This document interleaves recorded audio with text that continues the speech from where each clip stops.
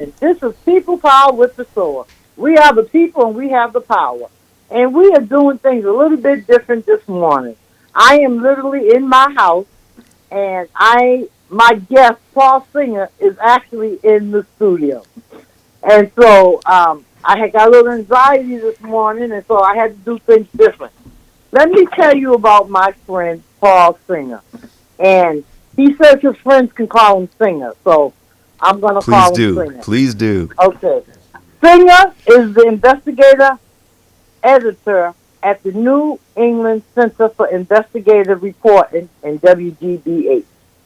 Singer reports and edits major investigative report projects for WGBH as well as for partner news organizations, including the Boston Globe and USA Today. Before moving to Boston in March 2018, Singer spent 6 years as Congress and politics editor and congressional ethics for USA Today and the 100 local properties in the Gannett network.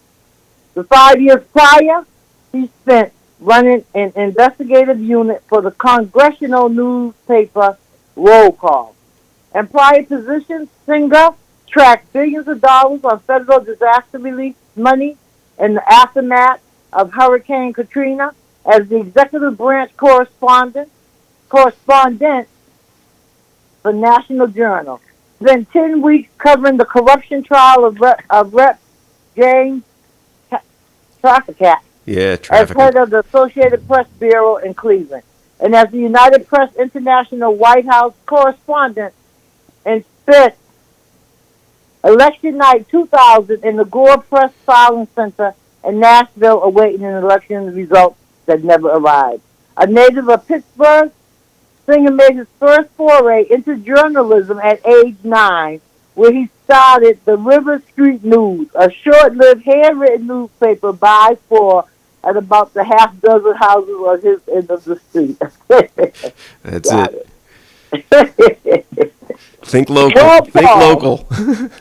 you started at a very early age. Absolutely. uh, Listen, that is a very impressive resume there. Yeah, well, Priscilla, what matters is the stories we've been able to tell. I've been pretty lucky, and Right. I feel pretty blessed and lucky that I've been able to do this my whole life and follow my press pass everywhere I've gone. Well, I'll tell you, Singer, it was nice meeting you. I like the type of news that you cover because you cover the truth. And I am so glad that you were able to be here today. It's my honor. I really appreciate the invite. I'm sorry. Look, let me just fix my volume on my phone here. Like I said, we're doing things a little bit different today. Um, I passed. You're still on. I'm sorry. I can't see my guest. Yeah, well, but I can hear you. Oh, good. Good. As long as you can hear me, that's good, right? I hear your voice loud and clear, Priscilla. Okay, thank you. So, Paul, I know we were going to talk about some other things, but in the event that Senator Owens passed away this week, Right. I wanted to kind of like finish the tribute. So, if anybody wants to call in and talk about Senator Owens, because I knew him from a distance. I knew the work that he did. But when I think I worked with him a little bit when I was running for office. And Kevin Peterson had talked about him and Professor Joe Madari and Tony Vandermeer, Sadika Cambone was at the meeting, and Bill Owens, and we were talking about the reparations. Right. I feel like around reparations, I really believe that there should be reparations for Black people for all the suffering that we have done over the 400 years that we were brought here. So if anybody would like to say something about Senator Owens, feel free to call us at Boston Praise Radio, 617-282 7794 or 617-265-2679. And Priscilla, if I can just add, obviously I didn't know Senator Owens, and I came after he was more or less out of the limelight. But I did not realize until recently that I've been sort of standing on his shoulders because we've been doing a lot of work on minority business contracting in the state of Massachusetts, and it turns out that the office that we've been tracking, the Supplier Diversity Office, was actually created by Senator Owens. It was his bill that created SAMBA. Wow. And so, just in the recent weeks, I've been doing some reading up on his history, and I didn't realize that I was standing on his shoulders for the work that we've been doing. So that's I really honor the work that he did there. It's the contribution continues. Right. Well, I am. It's a blessing when you think about the Owens family, like they talked about the Boland family. I mean, back then we had senators and counselors and reps that spoke up and weren't afraid, Mm-hmm. and so I'm just wondering, it looks like we're starting to get more, that again, people who really want to speak up and aren't afraid to speak up. Elected officials are supposed to represent us, and we haven't really been getting a lot of good representation. And go ahead. It'll be interesting to see whether you can see change. I mean, you've obviously seen a change in people. You've obviously seen a change in ideas in the past couple of years in elected officials, and you're seeing a change in diversity, obviously, of the race and the gender of your representatives. So now the question is, can you see the change in policy that follows? I think it'll be really exciting and interesting time. For me as a reporter, it's an exciting, interesting time to be covering it. I know you report. You like to report the real deal, like how you did, like with the color of public money. Right. Yeah, I mean that was that. That was very telling. But how much? But did anything really change? And this is the thing, Priscilla. Some things did. Some things did, right? I mean, I am very proud of the work we did because. In the end, so I'm sure your listeners are familiar with the situation. I don't have to tell you anything you didn't know, but the state has this terrible record of providing contracts to minority-owned businesses. The numbers are tiny. The percentage of contracts that go to minority-owned businesses are small, both in Boston and statewide. It's terrible. And what we were able to prove is not only is the number terrible, but the number is less than it was 20 years ago. And more interesting as we went through it, that the numbers the state was claiming are kind of fake. The state says, we did $300 million worth of business with minority contractors last year. That's not true. They did about $10 million worth of business with black businesses. They did about $11 million worth of business with Hispanic businesses. They did about $70 million with Asian businesses. The rest of the number is they sent money to nonprofits, and they called that minority contracting, which it's not. So is there change? Well, the change, Priscilla, that we've seen is that because of the work that we did, and then the work that particularly the black community and the black business community did in Boston and in the area after our stories, they convinced the governor to change this agency. They created a standalone state agency to increase minority contracting, and they required them to report how much of these dollars they're claiming are actually contracts to companies and how much are to nonprofits. So it's only because of the work that the community did with the reporting that we had started that the state has now actually changed how this stuff is reported. We get to see a lot more. We get to learn a lot more. Now, does that lead to more business for minority contracts? Right? That's the bottom line question. We don't know the answer yet. We don't. But at least we have seen them change the structure in the state, in theory, to do better. Now we have to ask the question of whether they actually do better, and I promise, my pledge to you and to your listeners is that we're going to stay on top of it and find out how they do. Right. Yeah. I really, it's me, I've been fighting for good jobs, and I did a lot of advocacy around the Boston Employment Commission. Right. And I just, it just doesn't make any sense we still ride up and down these streets, and we still see a lot of people that don't look like us on these jobs. Well, and I'm sorry. Go ahead, Priscilla. I apologize. No, you go ahead. Well, I just want to say that this is one of those things where you were the one who told us to look, right? It was a phone call from Priscilla Flint who called me up and said, "How come there's the Boston Employment Commission isn't enforcing this policy that there's supposed to be people of color on these jobs?" And of course, I can't take your word for it, Priscilla. You and I at the time didn't know each other all that well. I was like, "Well, this sounds like interesting." Right? If she's right, it's interesting. So we went and looked and we asked a bunch of questions. And two things are interesting out of that, Priscilla. One, you are exactly right. And the city ultimately had to admit that they have never enforced their policy of hiring people of color on these jobs. And they will tell you it's because they're not sure they have the legal authority to do it. But it was a phone call from Priscilla that led to that conversation, that led to us doing 6 months of investigation, that led to this story that said the city has never enforced this thing. The city admitted it.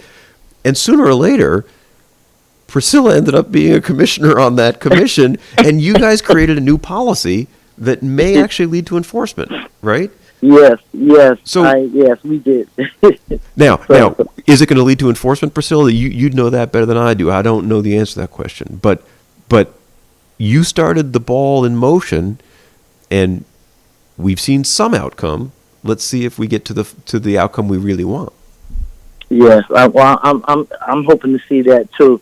I don't know if you know, but I actually had to. I resigned from the Boston Employment Commission. Oh no! I was only on it for 6 months, but at least I got done. What I really wanted to do was to ensure that we would be able to do sanctions. Right now. I'm still going to be, going to the meetings and stuff because I don't feel like just because I resigned doesn't mean that I can't continue to go to the meetings and continue to have an input. Right. So we will see what actually if they are going to do sanctions because I was the one. When we took the vote, I actually voted against it because I didn't like the vote. But at least they'll be able to do something. So we'll see. I will still be watching this because. I know Michelle said that, she was going to do it. They were going to enforce it. So, the mayor. So we'll see. And that's it. I believe that the commissioners are going to have a meeting with her because, this ordinance has been on the book for 30-something years. And then the new one that we actually helped recraft in 2017 hasn't been enforced. So we'll see. Well, and we hear what they say. My job is to keep track and see if they do what they say. That is our view of our work at GBH is we want to listen to people like you to get your input as to where the story is that we should track down. When we find out the story is in fact an issue if someone's not doing what they should be doing, we're going to report that story and then we're going to stay with the story. So we're going to keep track of this and we're going to go back and see 6 months from now, is the Boston Employment Commission doing anything different than they were doing a year ago or 2 years ago now when you called me in the first place? Right. Because there's no, because people are watching, and I feel like that's right. That's what our community needs to do. We need to be watching and seeing what's going on. With all this modern technology, look at me. I'm at home. You're in the studio. I'm supposed to be in the studio with you, but I couldn't make it. But we're still able to communicate. Absolutely. And this only came about because of COVID, unfortunately, But with the new technology and the way we're able to do things, there's a lot of ways that our community can be more involved, Absolutely. And Priscilla, the reason I wanted to be on your show, aside from the fact that I sort of enjoy your company, is, I know that your listeners and the listeners to Boston Praise Radio, may have stories to tell that they don't know how to reach me. They don't know how to reach an outlet. They don't know how to reach GBH News and say, hey, you guys should be looking into this. And I'm here to tell you, we are listening to you. We want to know from you and from your listeners and from the listeners at Boston Praise Radio what stories are important to you that we should be telling. Because my joke with people is they say, well, what do you want to know about? I said, I want to know about everything so I can decide which things I can pay attention to. Because the things I never hear about are the things I know I can't write. But if I Right. hear about them, at least we can have a conversation like, well, is that interesting? Oh, it might be interesting. We should look into that. We should, devote some resources to it. We can't do all of them, obviously. I can't do every Right. story, but Right. I can't do the ones I don't hear about. So my ears are I open. remember you all did a story for me last year, February, when the Black Economic Justice Institute was doing, and Boston Praise Radio and Mamleo was doing, we were doing, giving out food. Oh, right. And Larry Ellison, who is a police officer, and we were doing it out of Mamleo. And the driver that brought the food, because we purchased over like $13,000 worth of food. The driver that brought the food to Mamleo had a heart attack as he was unloading the truck. That's right. And Larry Ellison and one of our staff persons, Pam Love, literally saved this man's life, brought him back to life, right? Yeah. And nobody said nothing. So I called Channel 10, and I called you. And Channel 10 came, and I believe you all did a story. Oh, yeah. But I asked the mayor. I said, can you all give them a citation? I said, because every time when something negative happens in our community, media is everywhere. Right. But when two citizens save a person's life, nobody, they didn't want to do anything. Marty Wall said he was going to do it. He didn't do it. Kim said she was going to do it. She didn't do it. So I'm going to ask Michelle Wu, Mayor Wu, if she will do it. Give them a citation. They brought a man back to life. This man was non-responsive. Yep. And so it's things like that. When they always want to promote the negative things that happen in our community. Right. But when the good things happen, there's no media. And this is something that I struggle with a lot, Priscilla. I mean, again, I've been in the news business a long time, and as you read some of my resume, I spend a lot of time in politics, particularly, and that stuff is all about the negative. Who's the worst person? Who's the bad person? Who's doing something they shouldn't? Who's got their hand in the cookie jar? It is very rare in those instances where we do a story that says, Congresswoman X did a good thing for their community. Because it's just not that interesting to that many people, right? But we're really, now that I've moved here to come to do local news and get out of national politics because I couldn't take it anymore, we're really giving thought to this question of how do we tell those stories without just saying like, Pastor Bruce has a nice flower bed in front of his house. That doesn't seem like a story that a lot of people would find interesting. But a good story like you're telling, like the man came to deliver the meals, he had a heart attack, people in the crowd basically stepped up and rescued him and saved his life. That seems like a story that is of interest to people. And so for us, we're trying to figure out how to hear more of those stories and how to make use of those stories and be able to tell them. Because I think you're right that good news is also news. And we have to think about it more that way. That's so true. This is People Power with Priscilla. We are the people. We have the power. And my guest is Singer from WGBH. And he is the investigative editor. And he's looking for stories. So you folks call in. I am. 617-282-7794.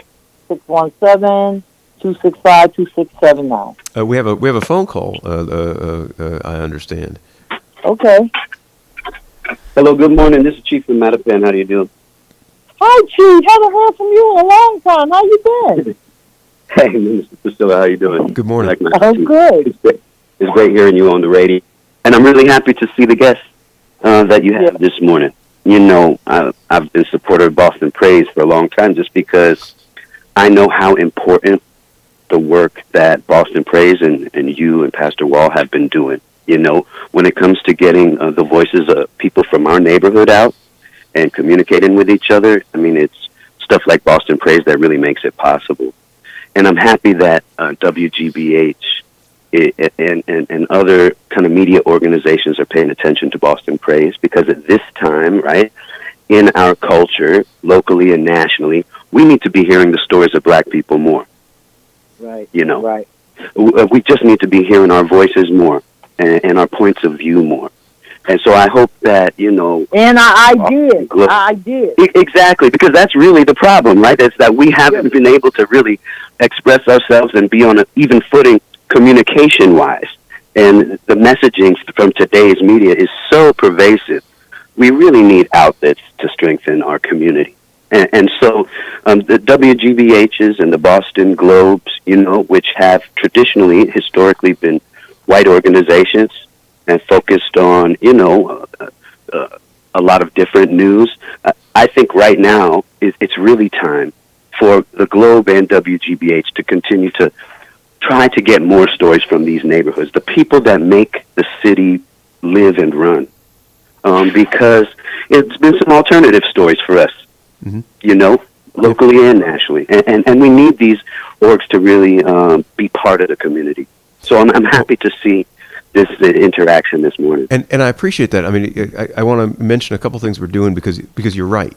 And one of the things that we've been very concerned about in the past year or two is, are we part of the community? Are we hearing from the community enough?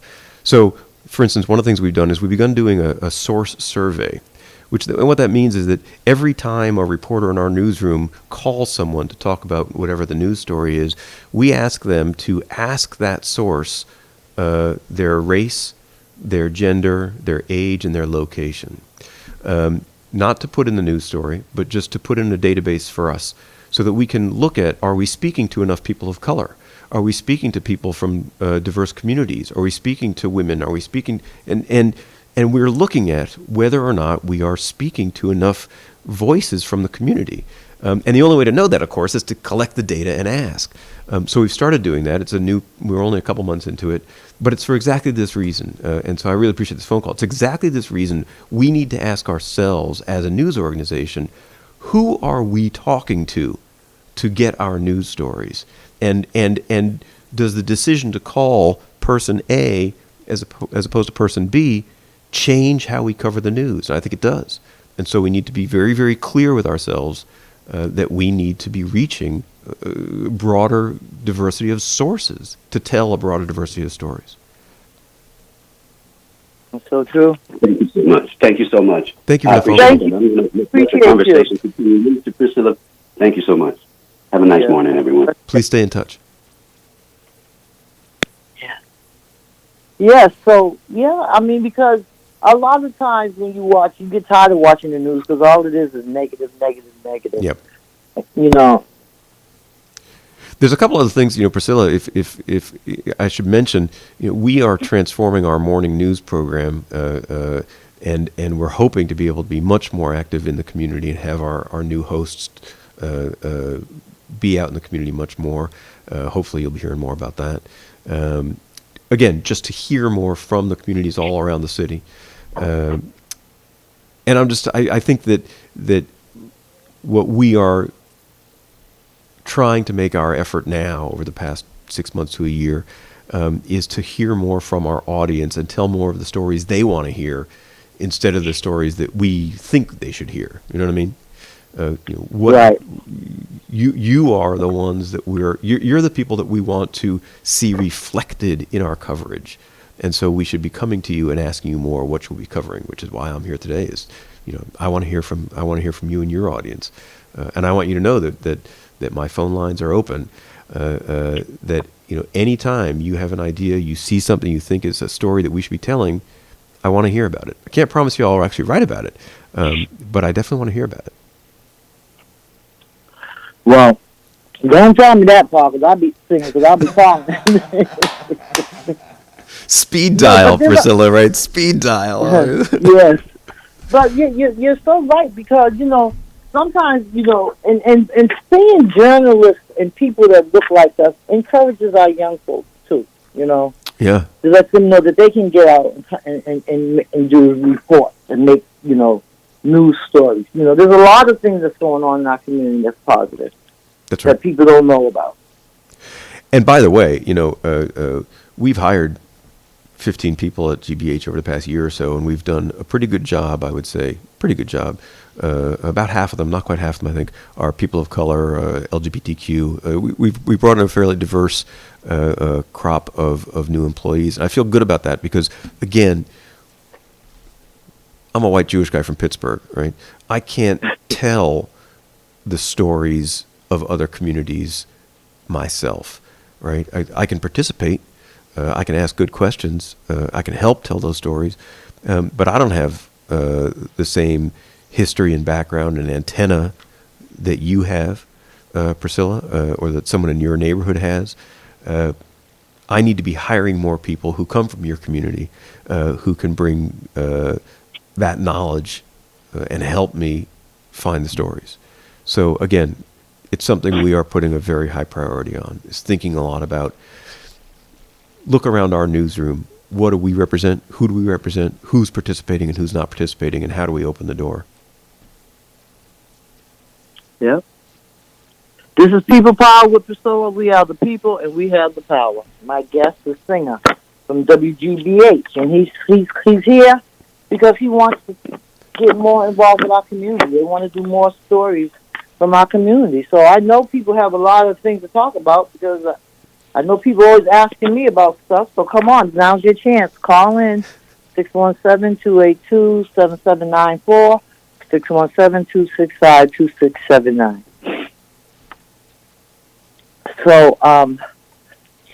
So you, I wanted to ask you. You was during the whole Trump era, so Yeah.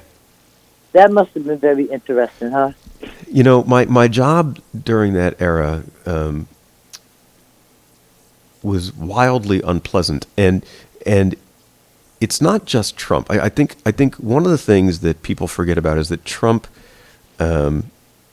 he was capitalizing on a broken consciousness in America. He was not the cause. Right. But he rode that wave, right? But you have to understand, for a political reporter in what year was he elected? 2016? Is that right? For a political reporter in 2017, and I was an editor of a team in Washington at the time.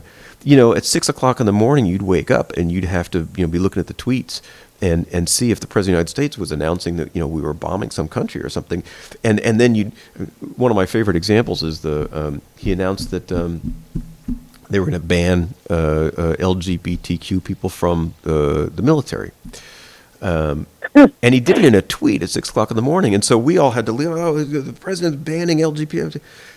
It wasn't true. It was never true. He didn't have the authority to do it. We called the Pentagon to confirm that it was true, and they're like, "We have no idea what you're talking about. We have no idea what he's talking about." We had and 6 or 8 months later, they finally came up with some sort of new policy that limited gay participation. But it was this thing where, at any given moment, the president could be announcing anything, and it could also be absolutely false what he was announcing. And I grew up in politics. Like, I've been covering government for years. I didn't know how to deal with this, and there was no fun in it for us, because you're not involved in a conversation about what is best for America. What is this policy about? We can have this whole conversation about whether Joe Biden's done the right thing with the infrastructure bill, whatever. Those are interesting conversations. What's in the bill? What's the substance of the bill? But we don't really have to have conversations. I don't want to have a conversation all day about what is the President of the United States thinking at this very moment, and how is that going to affect millions of people.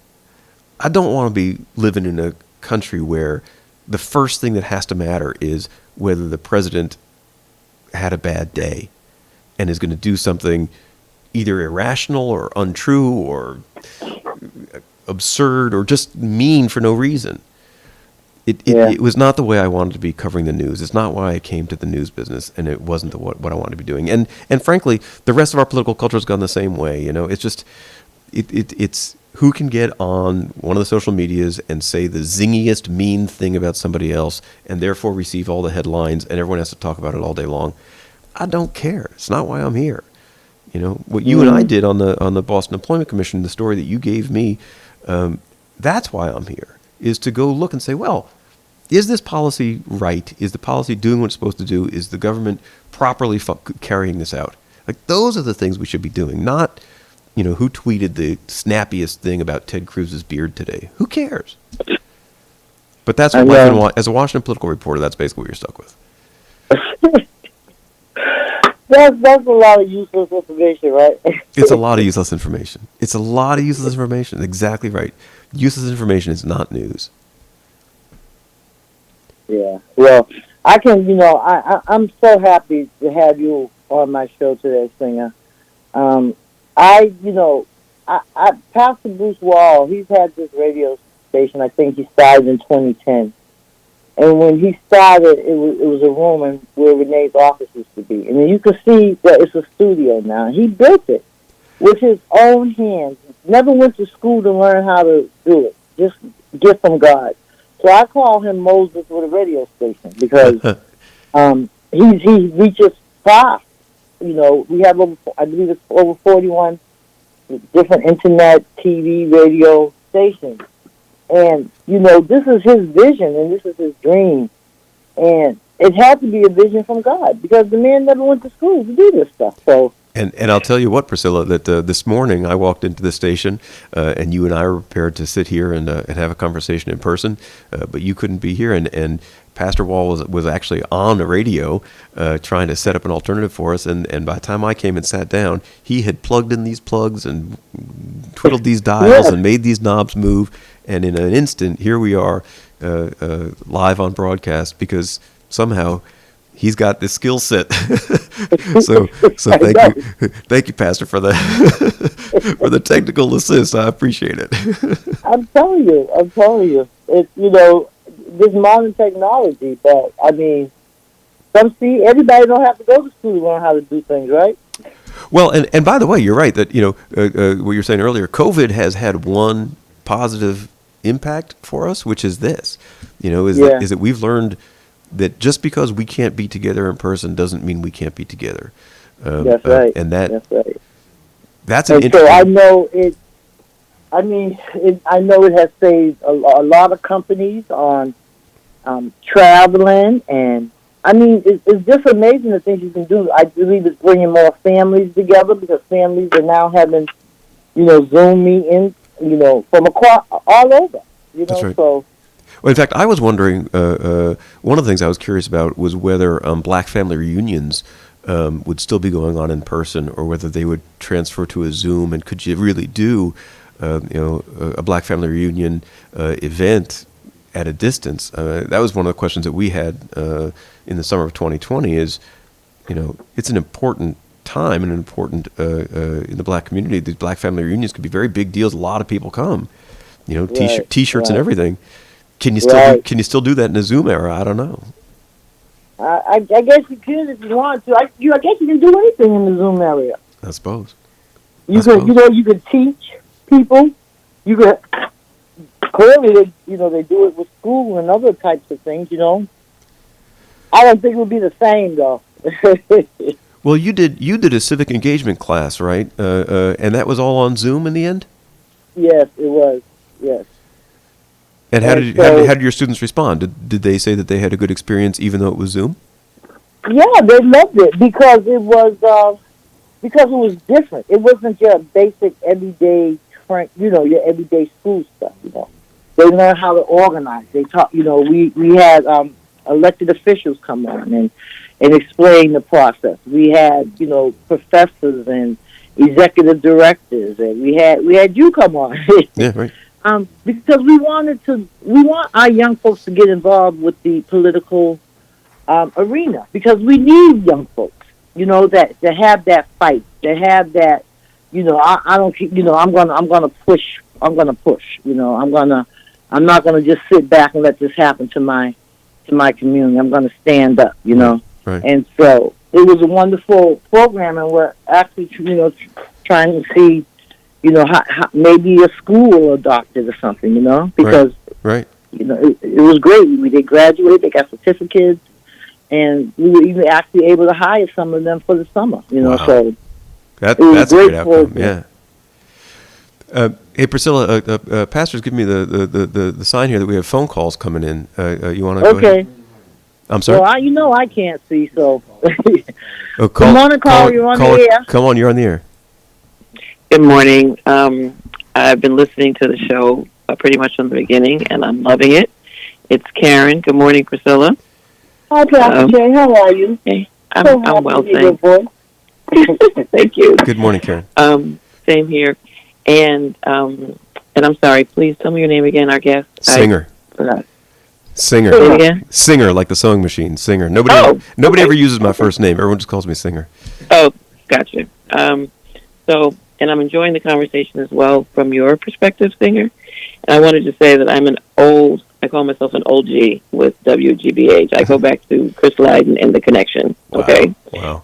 So, and now I I listen to Marjorie and Jim on a pretty regular basis. Thank you.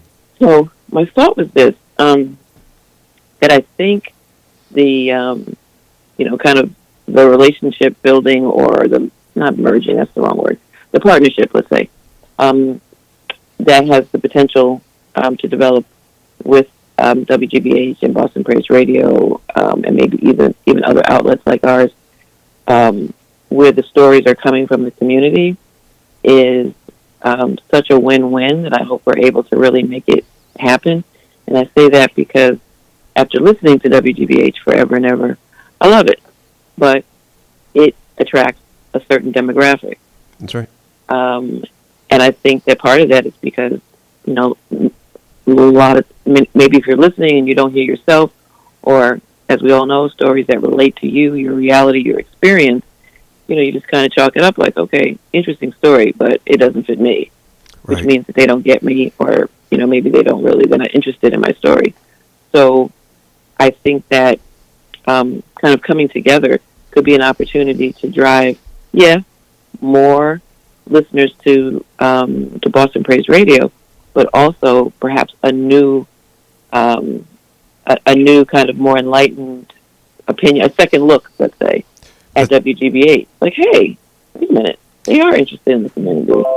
So I just want to say that I think it could work both ways to everybody's benefit. Well, and I appreciate that. I mean, it's a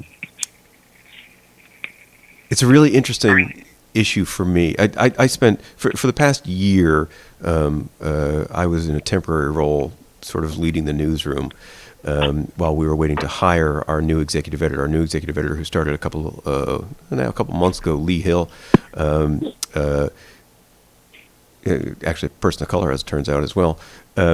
He is very sincere about this need for our news to reflect our community better, and for our reporters to be in the community more. One of the things about COVID that's been terrible, of course, is we don't get out much. None of us get out much. But as a reporter, you'd want them to be out in the neighborhood, talking to people, stopping at the coffee shop, stopping at the barber shop, stopping into Pastor Wall's church on a Sunday just to see what people are talking about. And we just can't do it because of the pandemic, and it's been a real frustration. But that said, it is important to me. I'm trying to think how to phrase this, so give me just a second to think it. But it's important to me that we are not trying to use this opportunity to just extract. Like, I'm not here. Right. I'm not here to get listeners. I'm not here to get readers. I'm not here to sell soap. Right. I'm here because I think that my newsroom can grow in some very, very, very useful and helpful ways, and can really make a difference in the lives of the community and have more impact. That's it. And I'm hopeful about that. I really am. We have the two new morning hosts who are starting. One may be familiar to you, Paris Alston. She's been at GBH. She also was at the what I call the college radio station down the street, WBUR, for a while. She'll be starting, we hope in February. We believe that the show will be up and running. And her colleague, Jeremy Siegel's coming from Washington, D.C. And we're going to have these two new, younger people coming to start a whole new conversation in the mornings with the community. Right. So you're right. I'm hopeful that it can be of value, not just of value to GBH. Right. I want to be of value. Oh, absolutely. I want to be of value to the community. And I think you're right. I think part of the issue is, we have for years served a certain demographic in a certain community, and I don't know how thoughtful we've been about it. I wasn't here, right? And now we're being thoughtful about it, all the way up to the top. I mean, our CEO has been very committed to this, and I admire him for that. That's really great to hear. And I think just one last comment about, how thoughtful the station was or wasn't. It did serve a purpose, and I just want to be clear about that, because when I needed to just turn down all the radio chatter and the arguing and the bickering back and forth and the stories being more about who wins versus who's telling the truth. Yeah. Oftentimes I would go to WGBH. Now, did it go as far as I would have liked it to go in terms of its perspective on the community at times? No. But I trusted its voice. Right. If that makes sense to you. I trusted its voice. Like, it's not a whole lot of nonsense and politicizing. Not that people don't have political perspectives. Yeah. But it was a calmer voice that I could respect.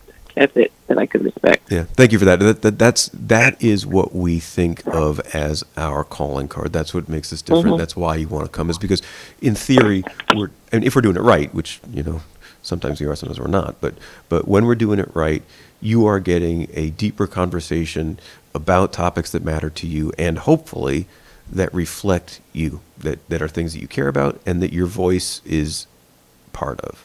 That's when we've hit our home runs. That's what we've done right.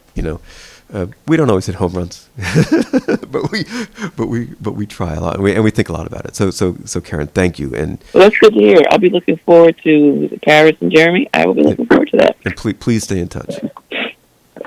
Thank you. Thank I'll you. talk to you guys later. Priscilla, feel better.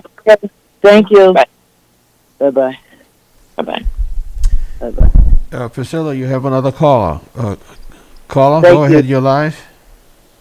Good morning, Priscilla. This is Rochelle. Good morning to your guests. Good morning. Good morning, Rochelle. How you doing? Good morning. It's good to hear that somebody wants to come into our community to spread the good news. I like that slogan. He said, good news is also news. And speaking of that, there's a good news sitting right in front of you past the wall on how he got his radio station started and what he's doing for the community to keep us informed what's going on. And that's a good thing. And also, it's a good thing that the young gentleman wants to come into our community instead of, news reporters going out to the suburbs, getting news when there's news right here in our area. So that's good to hear. And will he give out his information? Oh yeah. Oh, yeah. Okay. Okay. All right. Thank you. And you all have a blessed day. Thank you so much for the phone call. Appreciate that. Bye-bye. That's right. Yeah. So, let me tell you right now. I'll use my first name for the only time. My email address, my official Honest Goodness email address, is Paul_Singer at WGBH.org. You should use that liberally. Send me anything. It's Paul_Singer at WGBH.org. And if you happen to be on the Twitters, you can find me at Singer News. And I am absolutely happy to hear from anybody. I will promise you I will open your email. I do not promise you that I will do the story you suggest. I can't promise you that I'll answer every one of them, but I try to. But I want to hear from you, and I'm pretty sincere about that. I can always delete an email. It's not hard. But the things I don't hear about are things I can't cover. So I hope my folks are listening, because this is a great opportunity, for us. Because how often does this happen, community? hopefully it's going to happen more. We have another phone call there, Pastor? Is that what that is? Caller, go ahead. You're live. Good morning, caller on the air. Good morning. How are you? Hey, Mr. Larry Ellison. You know I'm going to choke you, right? I know. Well, now wait, that wasn't very welcoming. I just left the Dorchester court. I'm gonna have to go back and get another warrant. I know. Oh, no, they're keeping me busy. Good. I'm just listening to the broadcast and the partnership with GBH. I mean, I think it's great. That when you think of Boston Praise Radio and where it's come from and where it is, and we need relationships like this to inform the communities as to what's going on in our neighborhoods. As we don't usually get that opportunity much, other than if we present it for ourselves. Right, right. Well, and again, I don't know what partnership we can make here. I honestly don't. I came to this opportunity to Priscilla invited me to come on the show, and I'm like, great. Mm-hmm. At a bare minimum, I'd like to come back. If I would be welcome back, I would like to come back. At a bare minimum, that's the sort of thing that I think we can do. I don't know what else we can do in partnership. I honestly don't. But that's not because I'm uninterested. As soon as I get off the air here, I'm going to ask Pastor Wall if we can have a cup of coffee and learn a little bit more about each other. I think just as a suggestion, just maybe making people aware of that the radio station exists, what it does, the qualities and the value that it brings to communities of color that just don't exist in Boston. Right. I mean, nothing against your PBS and GBH, but there are very few people of color that are on during prime time hours and stuff. So they don't get to hear or see people like us in your arena that they do get to hear. That's exactly right, and I have tuned in occasionally to Boston Praise Radio for particular. You've had some terrific guests, some terrific shows. At one point Priscilla, it might have been you had Ayanna Presley on the show. Yes. And the only place you could have that conversation, you could hear that conversation, which is a very rich conversation, was on Boston Praise Radio, which was interesting to me. And so I think you're right. I'm sorry, caller, I missed your name. I apologize. No, Larry Olson. Actually, we host. I'm the former president of the Minority Police Officers Association and a current commissioner on the Post, but I also host a at the Roundtable show at Mamleo on Saturday mornings live on the same station that you're in from 7 to 10 a.m. Oh, terrific!